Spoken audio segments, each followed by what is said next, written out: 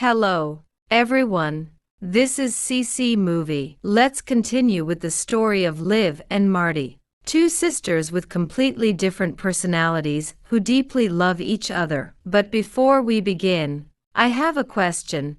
Have you ever tried your hardest to be nice to someone, only to end up making them so embarrassed they wanted to crawl into a hole? If so, then you'll definitely understand how Liv is feeling today. Last time, we left off with Hollywood superstar Liv finally returning to the home she'd left 4 years ago. When she saw the look of total unfamiliarity in her younger brother Parker's eyes, as if he were asking, "Who are you?" it felt like a gentle stab in her heart. In that instant, she suddenly realized 4 years is enough time for a 6-year-old boy to grow into a 10-year-old little adult. And she had missed it all. That sense of guilt washed over her like a tidal wave, choking her up. She silently vowed to do something to let Parker know that his big sister had always cared deeply for him. The opportunity came sooner than she'd imagined. That day, Mom was so overwhelmed with work that she completely forgot Parker was hosting a sleepover at home that night. When Liv heard the news,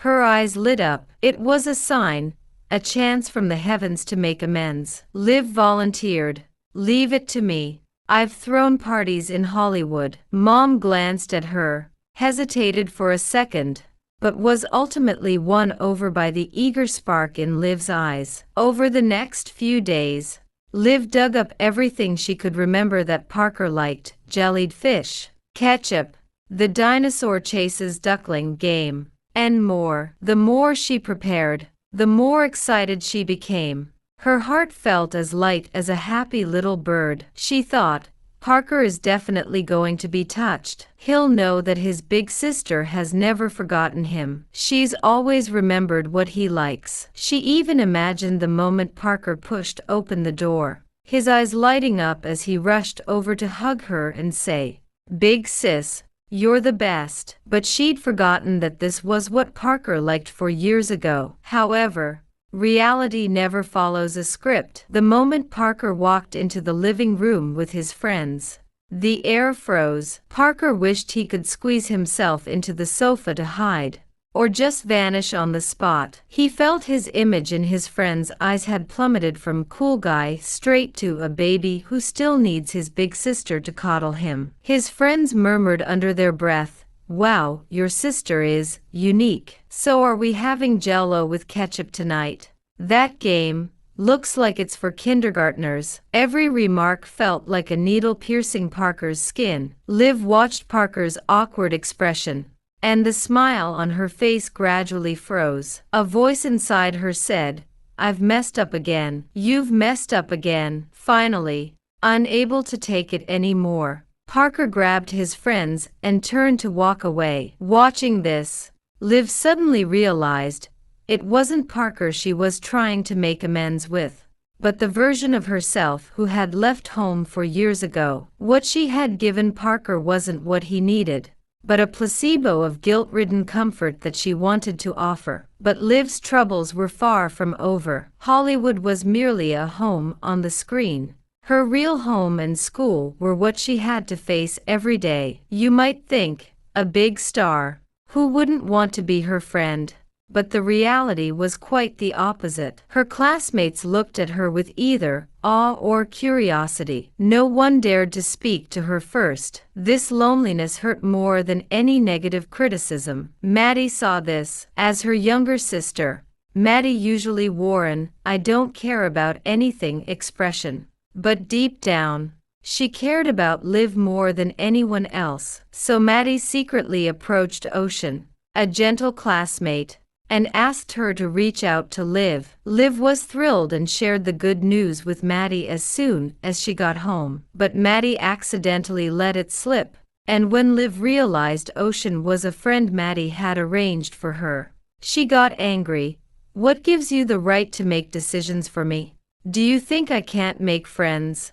Do you think I'm a loser?" The two parted on bad terms, so Liv decided to make friends on her own. Unexpectedly, she ended up befriending Kelly, the school's notorious troublemaker. Kelly turned out to be more fun than Liv had imagined, and she took Liv to skip class and go to the mall. Meanwhile, Joey had pestered his mom, Karen, into buying him a high-end smartphone, on the condition that he work at the mall's food court to pay it off. He'd thought selling food would be an easy, glamorous job, but it turned out to be nothing more than dirty, backbreaking work cleaning up at a restaurant. Eventually, he was stuck doing every menial task imaginable, but when he glanced down at the brand new phone still warm in his pocket, he gritted his teeth and put up with it. "For you, I can endure anything," he said to his reflection on the phone screen, his eyes filled with a sense of grim determination. But fate loves to play tricks. Unexpectedly, he accidentally dropped the phone into a customer's food. His mind went blank, with only one thought repeating over and over, "It's over. It's all over." This enraged the manager, who fired him on the spot. Joey was heartbroken.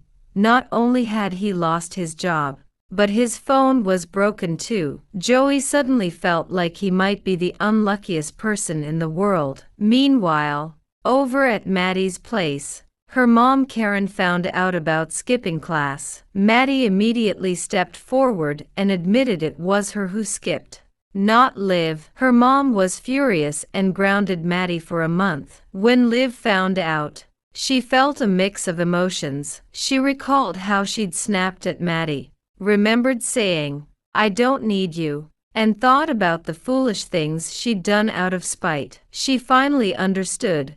Maddie had arranged for Ocean not because she looked down on her, but because she cared about her. Yet, in her own attempt to prove she didn't need help, she had nearly dragged both of them down. Liv took the initiative to find her mom, Karen, and admitted, "I was the one who skipped class.